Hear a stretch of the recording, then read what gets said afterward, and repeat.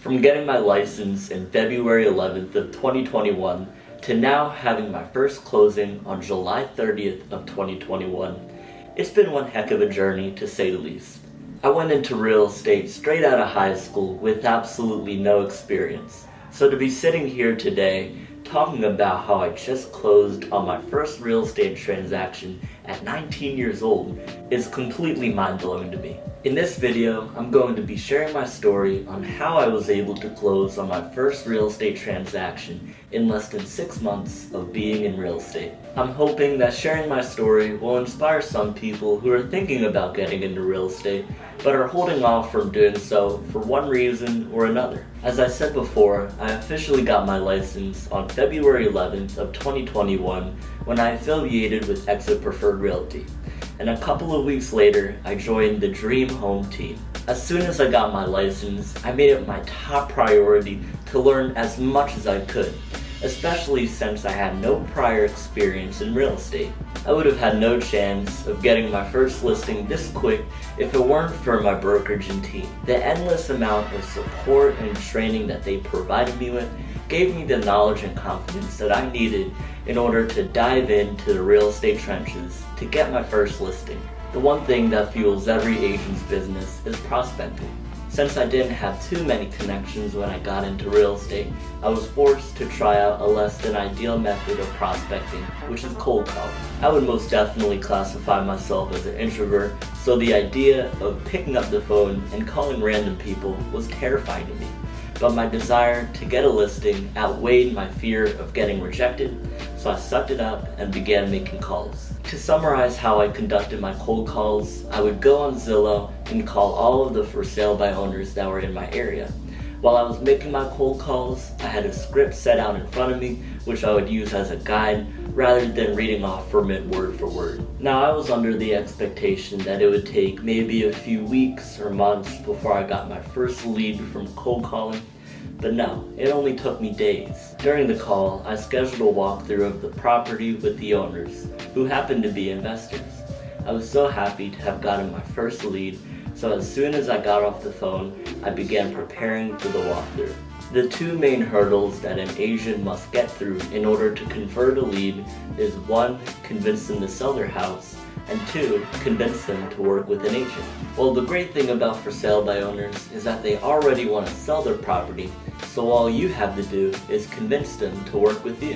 One of the main benefits of working with an agent is the exposure they're able to provide a property by listing it on the MLS, which is where most ready, willing, and able buyers go to search for a property. So to make the owners aware of that, I shared with them all of the comparable properties that sold near their property, which all sold for more money than what they were listed for, and in a matter of days. A couple of days after I did the walkthrough on their property, I got a call from them saying that they would like to meet with me and my team lead to talk about us potentially listing their property. And you probably know what happened next. We didn't get the listing. Nah, I'm just kidding. But man, wouldn't that have been a plot twist? I think that it's important for me to mention that I actually lost out on a listing just a week before I sealed the deal on this one.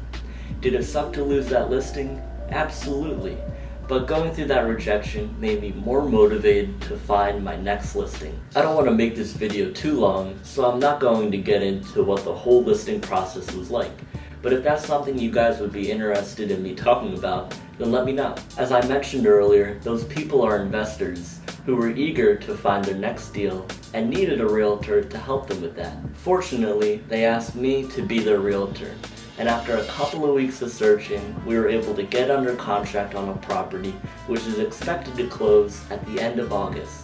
So I was able to get 2 deals from just making 1 phone call.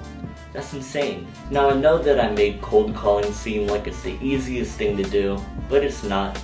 I continued cold calling every single day for the next month, and I was hit with an endless amount of rejections, which drained all the energy out of me. Cold calling was starting to affect my daily productivity, so I decided to take a pause on cold calling and start focusing on other prospecting methods that I enjoyed doing, such as social media marketing. Does cold calling work? Absolutely. I would even say that it's the most effective prospecting method out there. But even though cold calling is clearly effective, It just wasn't sustainable for me to keep doing.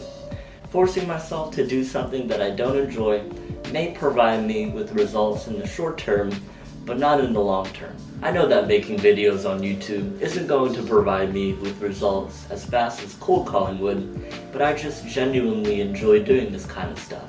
I didn't love cold calling because I felt like I wasn't providing people with any value, but this is why I love creating content, because I feel like I'm actually providing people with value. If there's one thing that I learned from this whole experience, is that there's no such thing as the perfect career. You're not going to enjoy every aspect of your career, and that's perfectly fine. What you need to do is focus all of your time and energy on the things that you enjoy about your career, because that's the most effective way to get results, not in the short term, but the long term. Whether you're struggling in your real estate classes, or you still haven't gotten a deal yet, just remember that life is like a race, except you don't know when you're going to reach the end of the finish line. So no matter how hard it gets, no matter how much you want to quit, don't, because you could be right at the end of the finish line, and wouldn't it be a damn shame if you decided to quit now? So go out there and finish your race. I hope that this video helped some of you guys out.